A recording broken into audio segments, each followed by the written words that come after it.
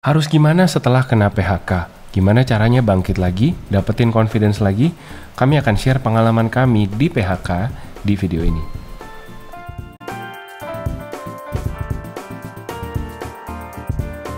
Hai guys, welcome back to our channel. Kembali lagi dengan gue Samuel dan ini istri gue Claudia. Kami pasangan suami istri kantoran dalam perjalanan memaknai financial independence. Di channel ini kalian akan temukan video-video seputar karir, keuangan, adulting, dan topik-topik menarik lainnya. Jadi kalau kalian tertarik dengan apa yang kalian tonton di sini, jangan lupa untuk subscribe dan nyalain notification supaya kalian gak ketinggalan video-video terbaru dari kami. Selamat tahun baru 2023. Ini video pertama kami di 2023. Senang banget menyapa kalian dari tahun yang baru. Meskipun mungkin di saat kalian nonton video ini kami sedang jalan-jalan di Jepang karena video ini direkam di Desember sebenarnya untuk stok ya guys, karena kami juga butuh liburan. Jadi senang sekali kita tentunya menyambut tahun yang baru. Tapi di akhir tahun kemarin ada fenomena mass layoff ya, yang belum sempat kami bahas dan kayaknya cukup penting dan cukup menarik untuk didiskusiin bareng-bareng karena little did you know bahwa kami berdua sama-sama pernah kena PHK juga. Jadi kami mau sharing pengalaman kami, mudah-mudahan bisa nguatin teman-teman yang lagi going through tough times seperti sekarang, dan mungkin ada tips-tips yang relatable yang juga bisa teman-teman praktekin untuk membantu situasi teman-teman saat ini. Kosem dan Ciklau pernah di PHK.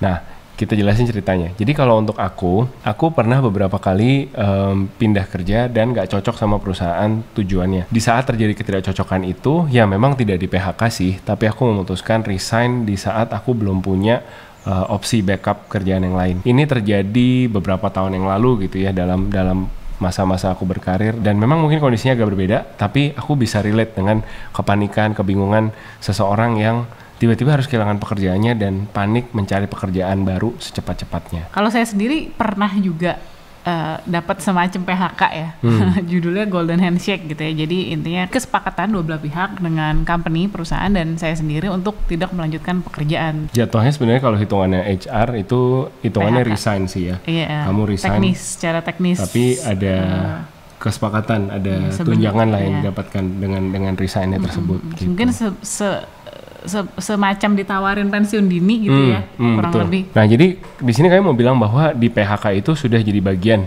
yang nggak terhindarkan di dalam karir kita. Gimana cara menghadapi PHK? Di video ini kami mau bagikan 5 tips yang kalian bisa coba lakukan. Yang pertama, what you can do is take a rest. Dipecat atau mengalami pemutusan hubungan kerja atau mungkin dipaksa resign sekalipun, ini bisa nge-trigger stres yang tinggi. Secara emosi juga akan datang emosi-emosi negatif gitu ya. Apakah aku kurang berharga atau kepanikan gitu ya untuk mikirin langkah selanjutnya kayak gimana.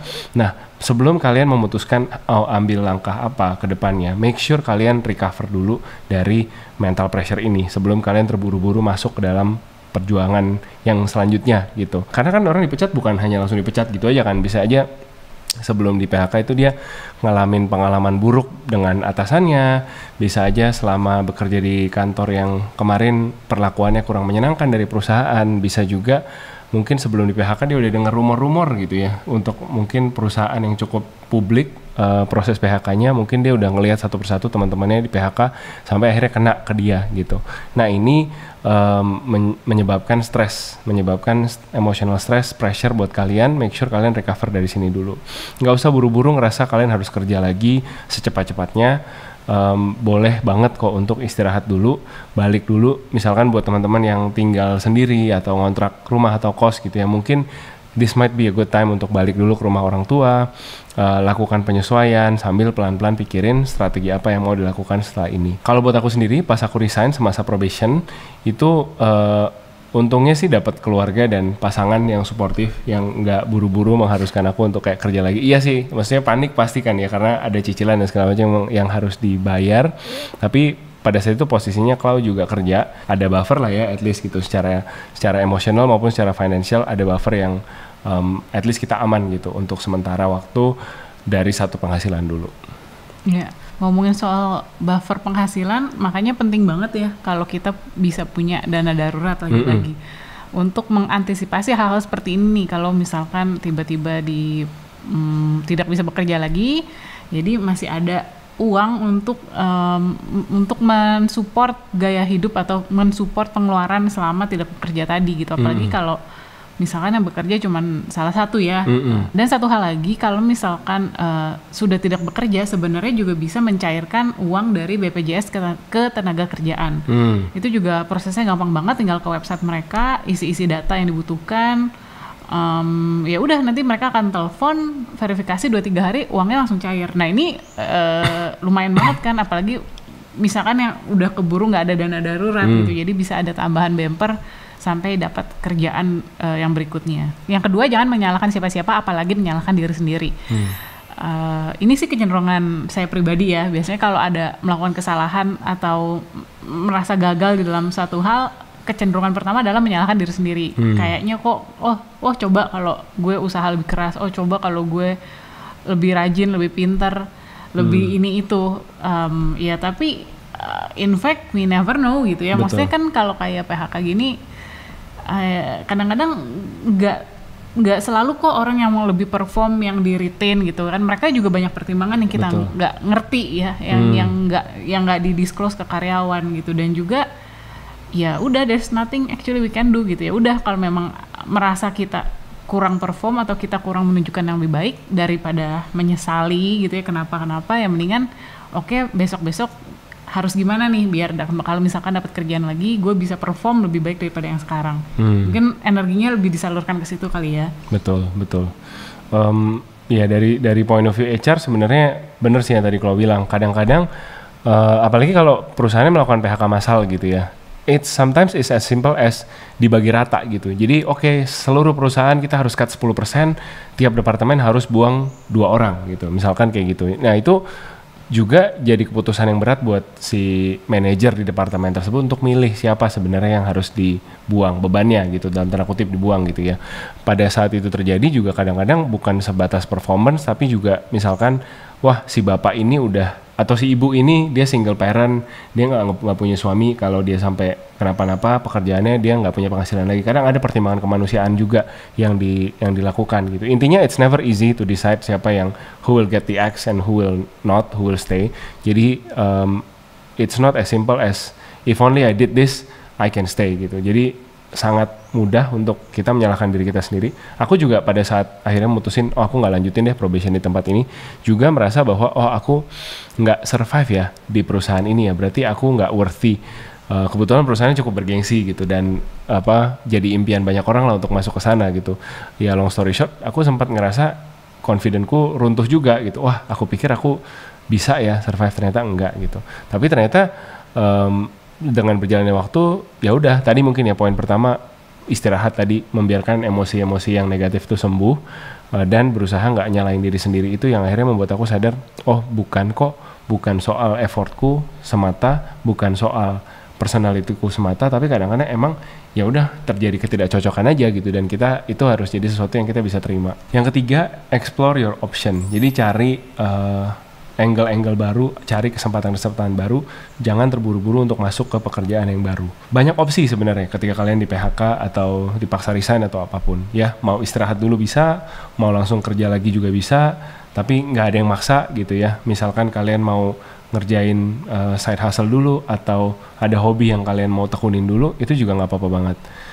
Ya, kecuali terpaksa karena uang sudah habis ya. Kecuali terpaksa karena uang sudah habis, itu lain cerita tadi ya. Makanya balik lagi ke opsi nomor 1, kalau bisa cairkan dulu BPJS ke tenaga kerjaan tadi ya. Jadi maksudnya ada ruang untuk nafas, kalaupun nggak punya dana darurat. Betul.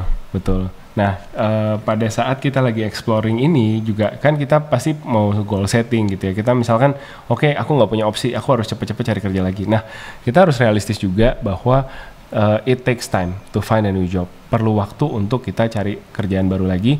Dan kalau menurut pengalaman aku di bidang HR gitu ya, kira-kira kalau kita mulai dari 0 sampai kita dapat kerjaan lagi, itu kalian butuh buffer waktu kira-kira 3 bulanan.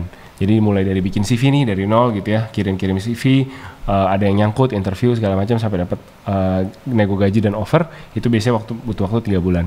Jadi ini juga mungkin buat teman-teman yang nonton, mungkin ada yang saat ini baik-baik saja gitu ya. Puji Tuhan, alhamdulillah nggak kena PHK kemarin, aman-aman saja. Maybe it's a good time to also reevaluate your financial situation. Kalau sampai amit-amit ya, knock on wood, kenapa-napa, at least kalian udah punya tadi dana darurat. Inilah gunanya dana darurat itu gitu, untuk ngasih kalian buffer waktu 3 bulan sampai 6 bulan sampai kalian dapat kerja lagi. Yang keempat, recharge yourself through learning. Nah, karena yang biasanya hari-hari udah sibuk kantor terus tiba-tiba jadi ada ruang kosong ya, jadi ada waktu kosong ekstra daripada dipakai untuk nonton Korea terus misalkan, mungkin boleh disisihkan waktunya 1-2 jam sehari misalkan untuk belajar nih. Belajar apa sih ya? Belajar hal-hal baru, bisa jadi related ke pekerjaan, bisa jadi nggak related juga. Misalkan yang nggak related nih, aku selama ini pengen belajar sepeda tapi belum ada waktu, ya udah belajar sepeda aja gitu kan, 2-3 hari 1 minggu. Atau misalkan pengen belajar masak gitu, ya udah belajar aja masak gitu kan. Jadi lumayan nambah skill baru, walaupun sebenarnya mungkin nggak directly related ke pekerjaan, tapi kan it never hurts to learn new things. Dan pastinya dengan kita belajar hal baru ini jadinya kita juga ke distract ya, jadi mendistract pikiran supaya nggak mikir yang sedih-sedih terus tentang kondisi yang saat ini. Selain itu bisa juga belajar hal-hal yang berkaitan dengan pekerjaan nantinya nih, misalkan mau prepare sambil cari-cari kerjaan baru, mau tambah skill yang bisa mengequip diri kita untuk lebih siap. Contohnya nih misalkan kalau marketing, mau baca-baca tentang sosial media, digital marketing gitu ya. Atau enggak mau belajar juga tentang dasar pembukuan gitu ya, atau mau belajar juga tentang dasar-dasar legal pendirian perusahaan ya. Maksudnya hal-hal yang mungkin kayaknya belum kelihatan kepake secara langsung gitu ya, tapi kalau misalkan kita aplikasikan bekerja dalam suatu perusahaan, kurang lebih bisa membantu gitu ya. Iya, nah belajarnya dari mana? Belajar kan kadang-kadang susah gitu ya, ada challenges, kita mesti traveling ke satu tempat, kita mesti spend waktu, kita mesti commit, ada ujiannya segala macam. Nah, aku mau kenalin satu metode belajar yang aku juga personally sering pakai, yaitu namanya LinkedIn Learning. Jadi LinkedIn Learning ini adalah platform belajar yang didevelop oleh LinkedIn untuk kamu bisa belajar banyak banget skill-skill yang relevan untuk mengembangkan diri kamu dan karir kamu.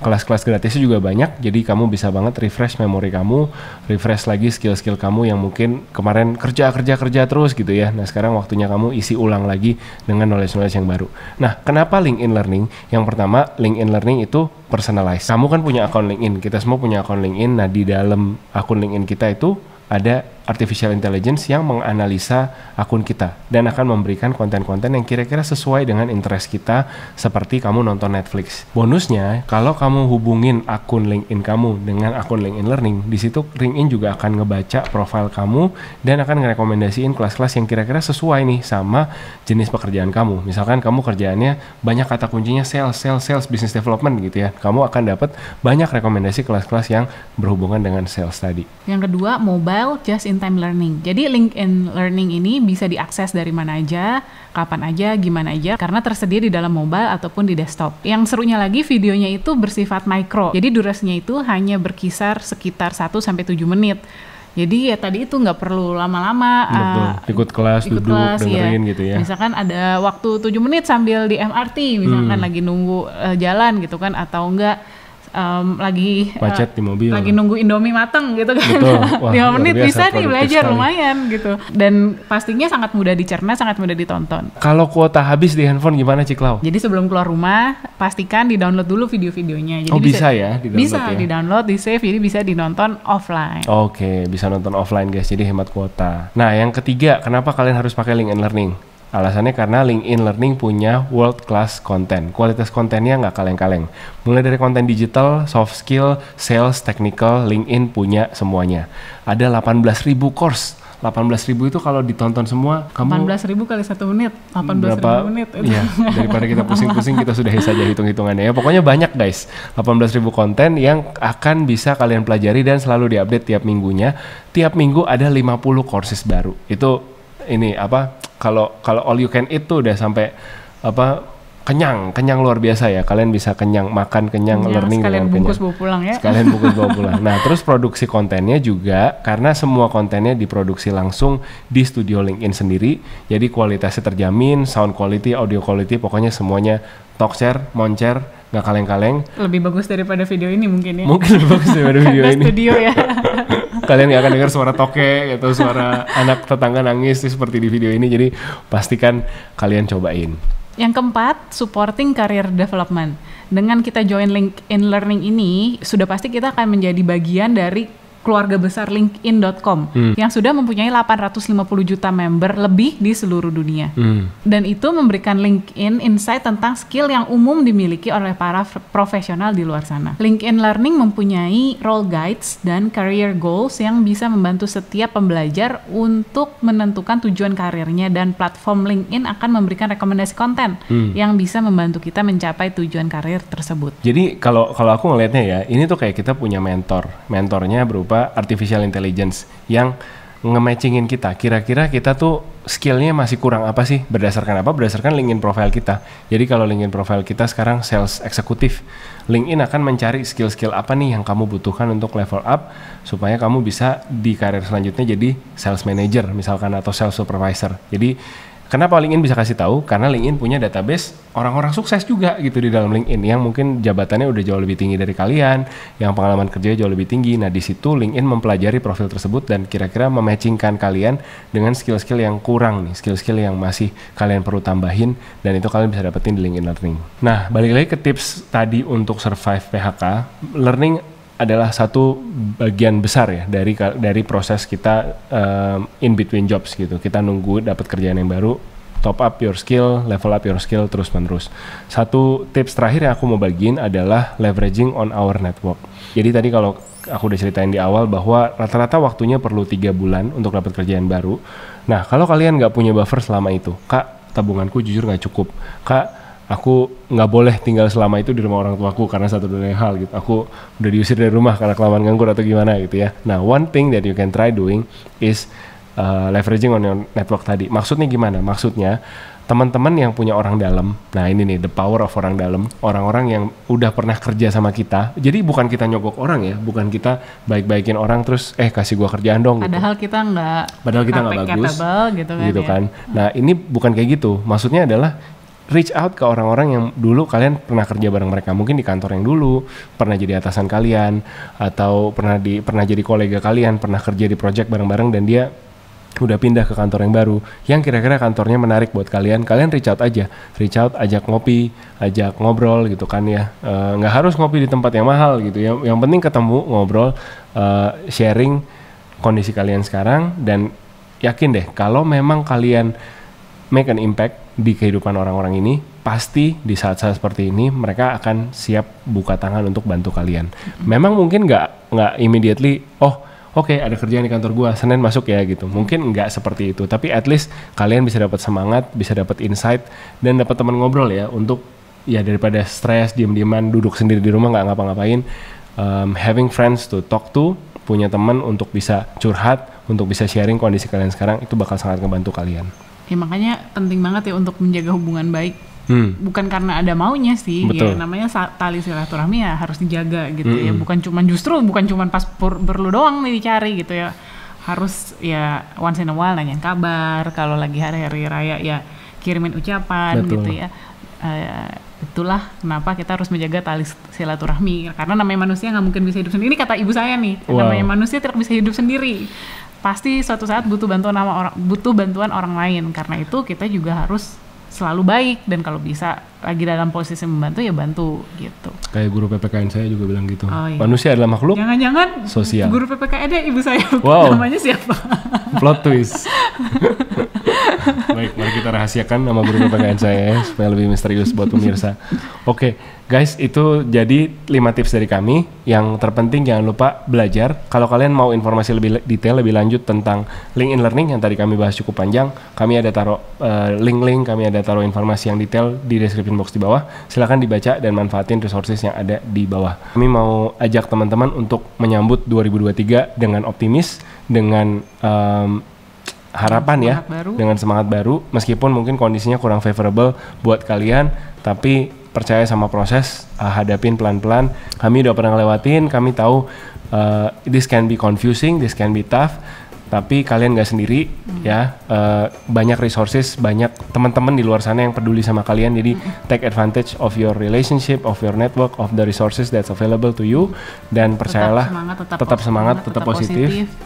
Kalian pasti bisa bounce back satu hari nanti. Amin. Oke, thank you so much for watching guys. Have a nice 2023. Have a happy new year. See you. Oh ya, kalau kalian belum follow kami di sosial media, please follow us. Kalau kalian suka dengan video ini, give us a thumbs up atau bintang 5 kalau kalian dengerin di Spotify. Dan sampai ketemu di video-video selanjutnya. Stay safe and stay healthy. Bye-bye.